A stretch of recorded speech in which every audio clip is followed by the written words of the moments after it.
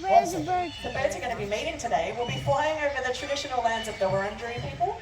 We would like to acknowledge the Wurundjeri. They've had a connection to this land that goes back for thousands of years. G'day, my name is Jessica. And I'm Sean. And Australia is known to many as the land of the parrots. We've got 56 different species of parrot found here in Australia over a wide range of environments. And that's pretty much every environment that we have. You can find them in our lush rainforests, our sparse woodlands. The first one is here. In our dry central heart, you can find parrots. And this one here is perhaps the most iconic. This is a sulphur-crested cockatoo. Oh, coming in hot there. This one's name is Quasi. And you can see that beautiful sulphur-coloured crest. It's the blue glove. Okay. So that's the parrot we're seeing the glove for the first time going, what is that? So these birds here have made a real success in changing and adapting to living in a wide variety of environments. And you can see them in parks, gardens, golf courses. You can even see them around our busy city streets and around Healesville, our backyards. They're pretty much everywhere in the eastern and northern parts of Australia. And what you might not know is just how loud they are. Or maybe we know exactly how loud they are, but the numbers of how loud they are 130 decibels. To put that into perspective, a jet engine taking off is only 140 decibels. So these wild birds, they need wild places, and some of the birds that we're meeting today require very large old trees that can take centuries to grow, and we can lose those trees in just minutes. The next birds we'd like you to meet are these ones here. These are red-tailed black cockatoos. Behind me is our male, his name's Pinjari. This is a female, her name is Karak. And then joining us is another female. She's going to land up the back. She'll fan out her tail feathers. You can see the differences there once you see the male take off between the males and the females. Because that's the easiest way to tell the difference between male and female red-tailed black cockatoos. You can see there, our male there, as he flies off, he's got those beautiful red bars in his tail feathers. The females, and if you don't get a good look at Ivory as she flies down, did I mention that was 130 decibels in the background there? You'll get a good look at her just like that. You can see those beautiful tail feathers and that crest as she flies off too. It's very possible with the way they all took off at the same time, with that one calling in the background, that there's something around here that they're not too keen on. But what happened was they all put up their crest when they weren't sure of something. So we saw Quasi come out, saw that blue glove, that crest went up. You saw those red-tailed black cockatoos. As she flew off, that crest went up. Those are two examples of the crest of a cockatoo. This is a third. This is perhaps the most iconic crest, the most beautiful crest of any cockatoo species anyway. This is a pink cockatoo. This one's name is Matilda, and have a look at those colours that she has in those crest feathers. Now, a crest is a really important feature for a cockatoo. We've just seen a really great example of when they're being used, when there's something that makes them a little bit nervous, a little bit excited, a little bit unexpected. They can use it to communicate with one another when they perhaps don't want to use all 130 decibels. Now, this species here isn't found here in this part of Australia. They're more the drier inland areas where it gets a lot hotter and a lot drier than it is today. But these birds, you can see exactly why they're called the pink cockatoo facing you. And in a moment, she'll take off again and she'll show you those the pink colours underneath her wings.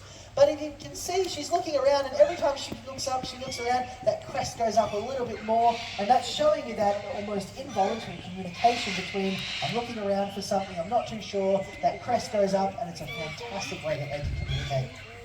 Parrots have a plant-based diet, and today we're also going to have a look at some birds of prey.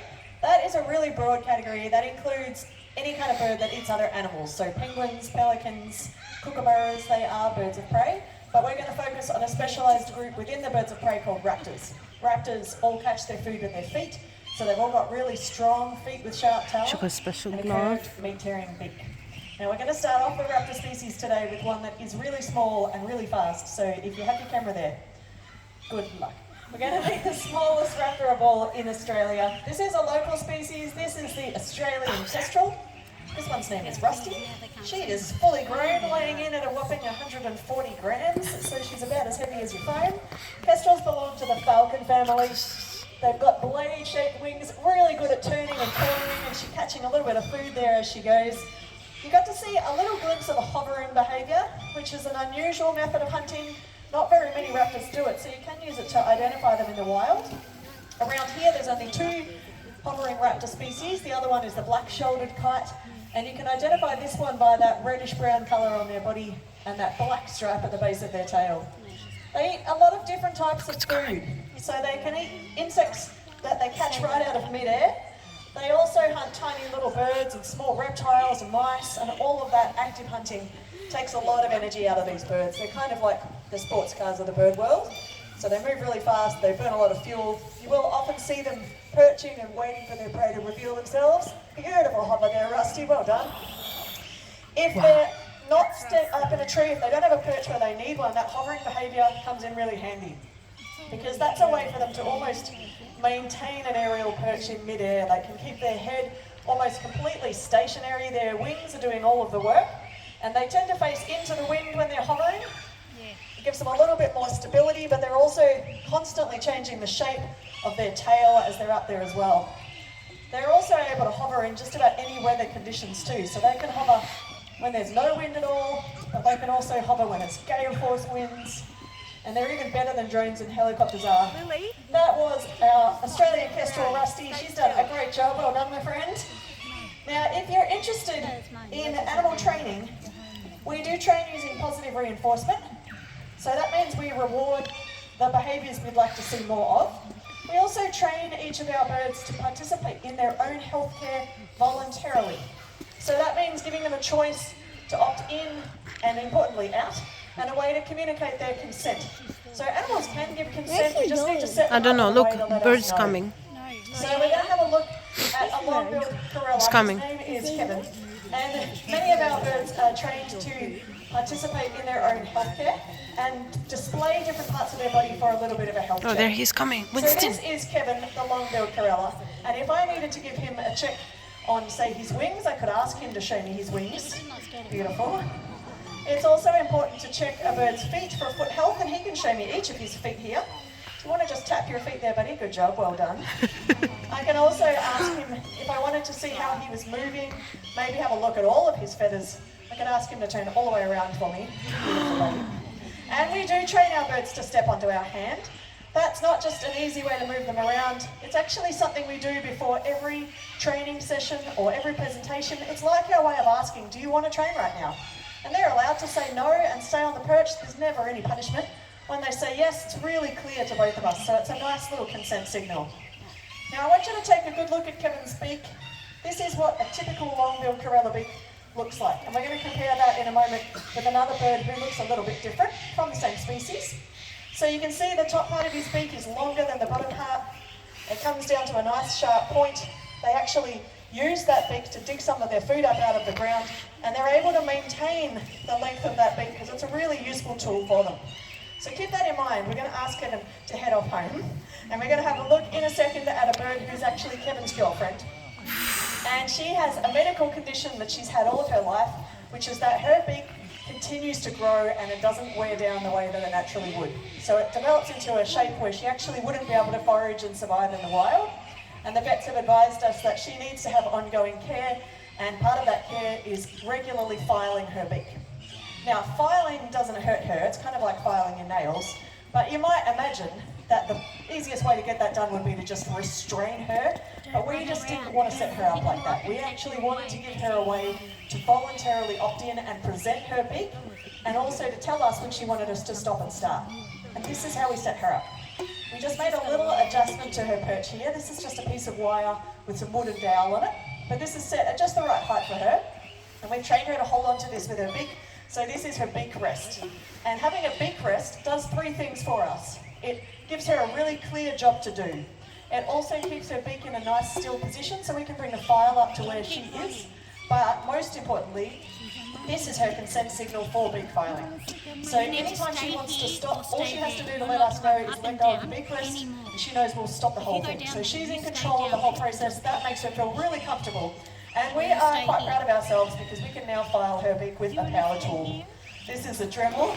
Anyone who does their dog's nails at home, some people do use a Dremel for their dog's nails. It's exactly the same as that. Just imagine that her nails are in the middle of her face. So let's bring Fergie out here. This is not something that every bird needs. This is just for her particular medical condition. But maybe you could think about your pets at home, if there's any treatments you could train them to voluntarily participate in and let you know about their comfort levels. So this is Fergie, the long-billed corella, and you may notice that her beak is a different shape to Kevin's. It's a bit longer and straighter. And at this end of the perch, we're just working on different behaviours, but if I wanted to check whether she wanted to do any beak filing, I'll just head over to the beak rest and we'll see what she tells us. And she says, yes please. So while she's comfortable holding onto that beak rest, I can bring that Dremel up to touch onto the tip of her beak. That's all it takes. It doesn't need to be there for very long.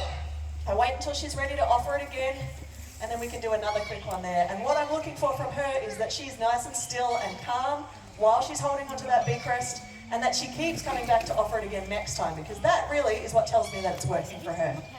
And if I wanted to let her know that we've done enough for today, I can just signal that by moving away from the beak rest to the other side of the perch, and over there we can work on some different things. So I can maybe ask her to show me her right foot. Beautiful. What about your left foot? So good. She has done an awesome job today, and that was Fergie. You can go home.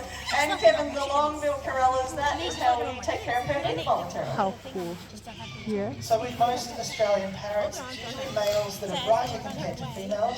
Females are usually quite dull in colour, and they're usually the darker colours, the browns, the blacks, the dark greens. But with this next bird, that's not the case. The females are just as bright, just as colourful as the males, Oh, here it is, completely flying. different colour. This is Les, and Les is a male Eclectus parrot.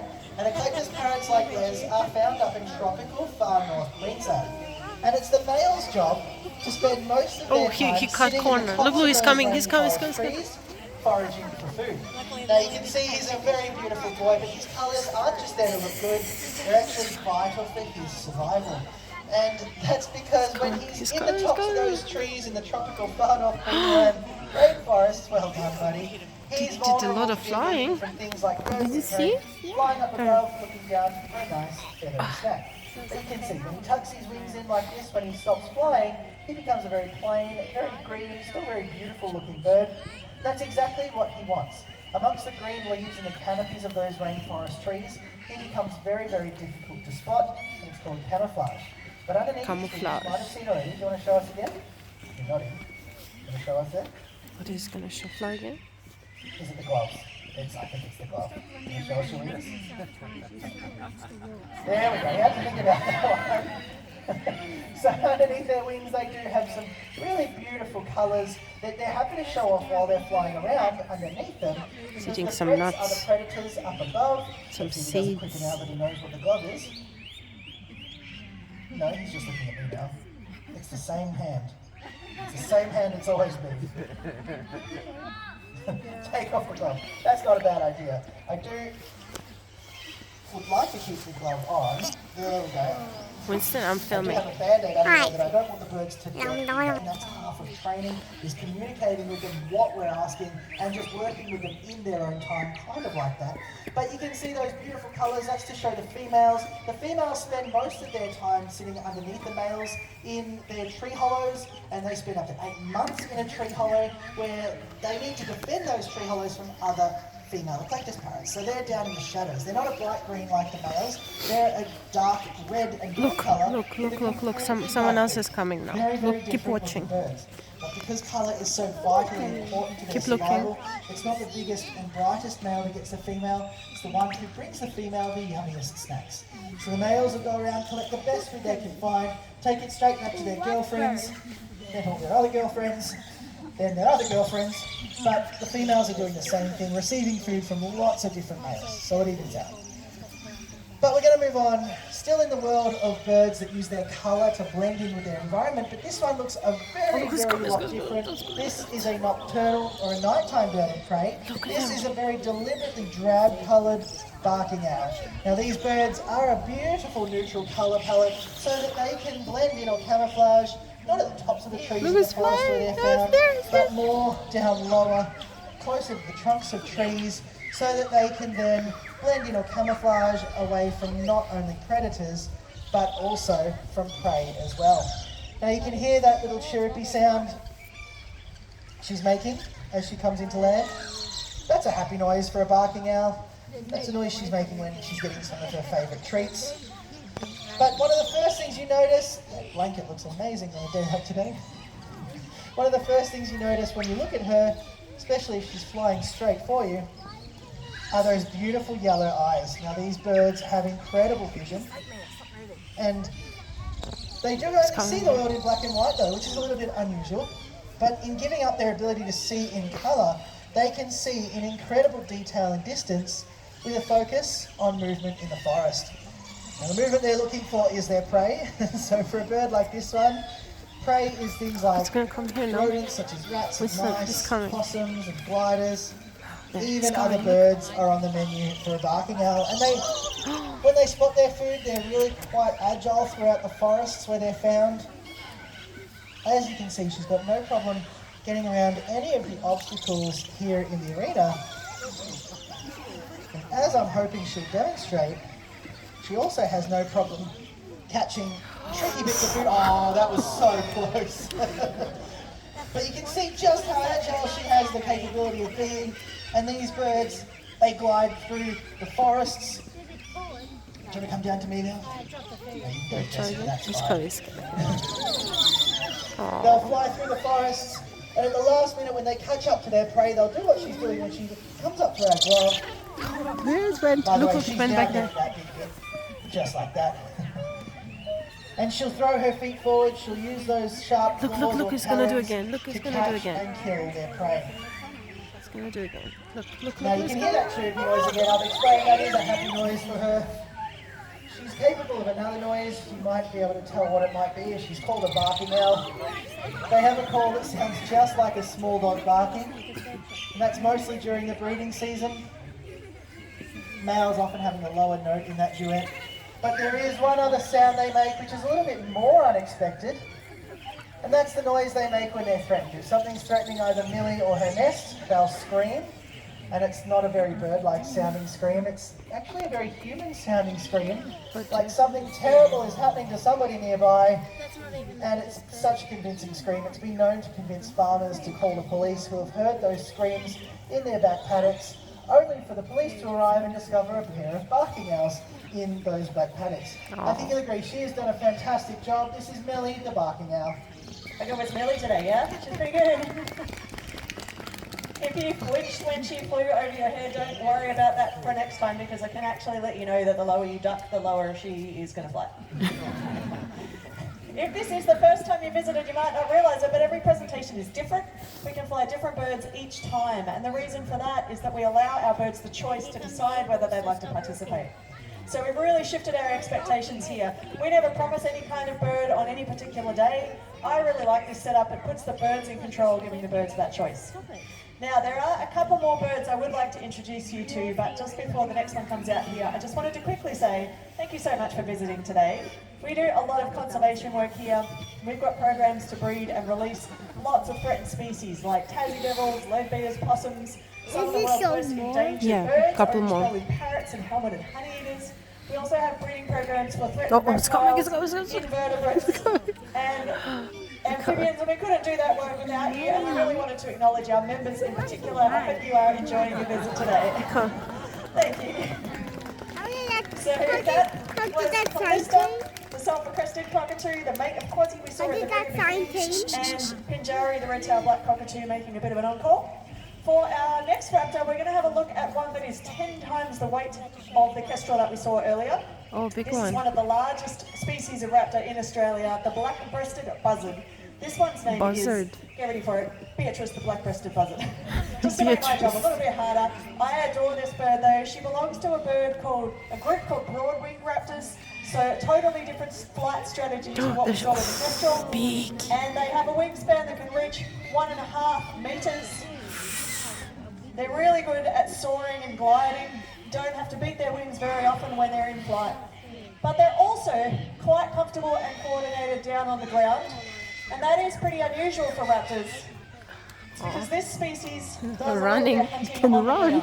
And they're happy to eat carrion or dead animals that they find. What they're really well known for, I won't leave without you, I promise. They're really well known for raiding the nests of other birds. Oh, and they eat the eggs and the chicks that they find there. And some birds do nest down on the ground. Birds like swans and brolgers and the biggest bird of all in Australia, which is the emu, and they lay massive green eggs that look a little bit like this one. Now this is a replica. It's been 3D printed, but it gives you an idea that it's way too big for her to pick up. It's also got a really thick shell. If we wanted to break into an emu egg, we would just about need a hammer to do it, and so do they. So in the wild, they go looking for a rock that they can use a little bit like a hammer. And they need one that's just the right size. So keep your eye on the bird. She's picked up that rock in her beak. She carries it over, lines it up carefully. Have a listen. Smashes it open. How good was that? Yeah, she did a great job. Well done, girl. Wow. She's used that rock as a tool, and that provides enough food for a buzzard for 3 or 4 days. So it's a really worthwhile behaviour. That was Beatrice, the black-breasted buzzard. She was brilliant, right? Yes. Oh. Thank you. Now, sometimes that's where we would finish up today. Yeah. You guys are in for a little bit of a treat though, because we do actually have one more raptor for you today, and this one is a really cool bird to see up nice and close. There's only 2 places in the world where you can actually see this bird in a presentation. We're going to be having a look at a specialised fishing raptor named an osprey. Now, osprey are found all around the world. There's just not very many places where you can see them in a Oh, presentation. it's coming, it's coming. Look up, They up, have up, a up, number up, of up. adaptations here. Now this is Albie. Albie is an osprey, and they're really well adapted so that 99% of their diet is fish. So all raptors use their talons to catch their prey, but osprey talons absolutely win if you ask me. They're far massive, did they're she sharp, they're shaped like fish hooks, Oh, it's coming and back, it's they coming. actually operate similarly to fish hooks as well. They've also got slippery scales on the soles of their feet, which gives them a little bit of extra grip. And their fish scales, those are some wild, self-aggressive cockatoos. That alarm calling is probably because of Albie.